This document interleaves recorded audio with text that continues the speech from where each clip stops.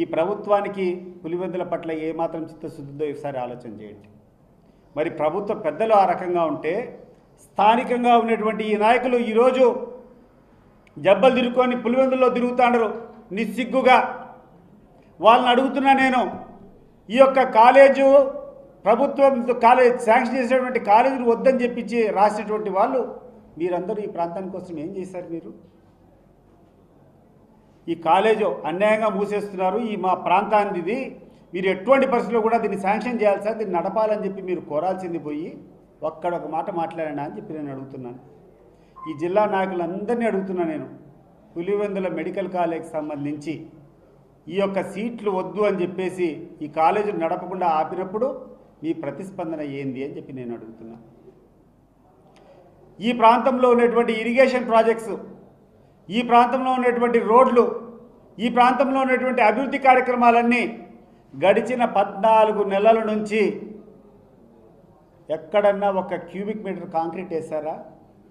ఎక్కడైనా ఒక cubic metre మట్టి తీసి పక్కన వేశారా? ఇక్కడ పనులు చేసేటువంటి కాంట్రాక్టులకు ఎక్కడైనా పేమెంట్లు ఇచ్చారా అని చెప్పి నేను అడుగుతున్నా. గాలేరు నగరి సుజల స్రవంతి జిఎన్ఎస్ఎస్ నుంచి హెచ్ఎన్ఎస్ఎస్ లింకు, అది రాయలసీమలో ఉన్నటువంటి చిత్తూరు జిల్లా ముఖ్యంగా చంద్రబాబు నాయుడు నియోజకవర్గం వరకు నీళ్లు పోవాలా. దారిలో ఉన్నటువంటి అన్నమయ్య జిల్లా అంతా పారుతుంది. కానీ ఆ స్కీము ఈ 14-15 నెలల నుంచి ఒక తట్టడు మట్టి తీసి పక్కనేలే. దాని గురించి ఏమైనా పోరాడినారా? ఈ స్థానిక నాయకులు నేను అడుగుతున్నా. ఈరోజు ఎన్నికల్లో పోటీ చేసేటువంటి నాయకులను, వీళ్ళకు మద్దతుగా వచ్చేటువంటి నాయకులు నేను అడుగుతున్నా, దీని గురించి మీరు ఎక్కడైనా ప్రస్తావన చేశారా అని చెప్పి నేను అడుగుతున్నా. పులివెందుల నియోజకవర్గంలో గండి ఆలయం ఉంది, కావాలని చెప్పి నత్తనడక నడిపిస్తున్నారు. ఈ టైంకంతా ఈరోజు బ్రహ్మాండమైనటువంటి ఉత్సవాలు, గండివారాలంటే శ్రావణ మాసం వచ్చినప్పుడు బ్రహ్మాండంగా జరుగుతాయి. ఈ ఉత్సవాలకంతా ఆ టెంపుల్ ఎప్పుడో పూర్తి కావాల్సింది, కావాలని చెప్పి లేట్ చేస్తున్నారు. దేనికి? మీకు సంబంధించినటువంటి వ్యక్తి చైర్మన్ అయినంత వరకు దాన్ని ఓపెన్ చేయకూడదని చెప్పి. వేంపల్లిలో మా రోడ్లన్నీ తవ్వి పెట్టినారు. ఈరోజు వేంపల్లి టౌన్లో పోయి చూడుకోండి. ఆ రోజు ప్రారంభమైనటువంటి పనులు, సైడ్ కాలువలు అయిపోయినాయి, డ్రైనేజెస్ అంతా అయిపోయినాయి. పనులు చేయాలంటే ఇంతవరకు ఒక క్యూబిక్ మీటర్న కాంక్రీట్ వేశారా? దీంట్ల మీద మీరు పోరాటం చేయకుండా, దీంట్ల మీద మీరు స్పందించకుండా నాకు అర్థమే కావడంలో అసలు ఏ ధైర్యంతో వచ్చి మీరు పులివెందుల ప్రజలను ఓట్లు అడుగుతున్నారు? మీరు ఏం మీరు చేస్తారని చెప్పి పులివెందుల ప్రజలు మీరు ఓట్లు అడుగుతున్నారు? ఇప్పుడు ఏమి చూసి మీకు ఓట్లు వేయాలా? ఏ అర్హత ఉందని మీకు ఓట్లు వేయాలి? ఒకసారి ఆలోచించి. దానికి తోడు మళ్ళా ఈరోజు అరాచకాలు, ఒక్కడిని కూడా మనశ్శాంతిగా లేకుండా కూర్చొని మేము ఎట్లయినా గెలుస్తాం, రిగ్గింగ్ చేసి గెలుస్తాం, పత్రికా వాహనాలు కాలిపోతే మాకు సంబంధం లేదు, వాళ్ళే మా మీద దాడి చేసి మళ్ళీ మా మీదనే ఎస్సీ ఎస్టీ కేసులు పెట్టేది. చంద్రబాబు నాయుడు గారు ఈ రాష్ట్ర ముఖ్యమంత్రి, మీరు ప్రతి ఒక్కటి మీ ఆజ్ఞానుసారం జరుగుతుంది. గతంలో మీరు ఇటువంటి వ్యవహారాలు చేయలేదని చెప్పి నాకు తెలుసు. కానీ ఈరోజు చాలా విపరీతమైనటువంటి పరిస్థితులు జరుగుతున్నాయి. ఒక సునకానందం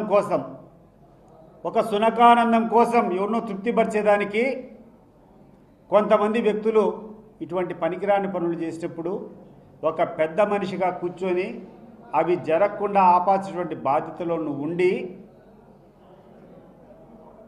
ఒక ధృతరాష్ట్రుడు ఏ రకంగా దుర్యోధనుడు చేసేటువంటి అక్రమాలన్నీ భరించావో నువ్వు కూడా అట్లా చేయడం వల్ల చివరి దశలో, నీ రాజకీయ చివరి దశలో నువ్వు చెడ్డ పేరు వస్తుంది. నీకు బాగా గుర్తుపెట్టుకోండి, ఇది మంచి పద్ధతి కాదు.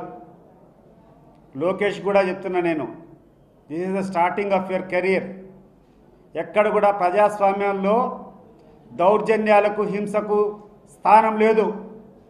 బహుశా ఈ ఎన్నికల్లో దౌర్జన్యం చేసి నువ్వు ఏమైనా సాధిస్తామని చెప్పి అనుకుంటున్నావేమో.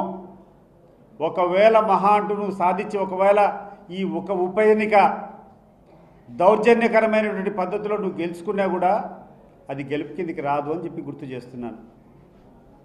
ప్రజాస్వామ్య పద్ధతిలో ఎన్నికలు జరిగి స్వేచ్ఛగా ఎన్నికలు జరిపించాల్సినటువంటి బాధ్యత మీ మీద ఉంది.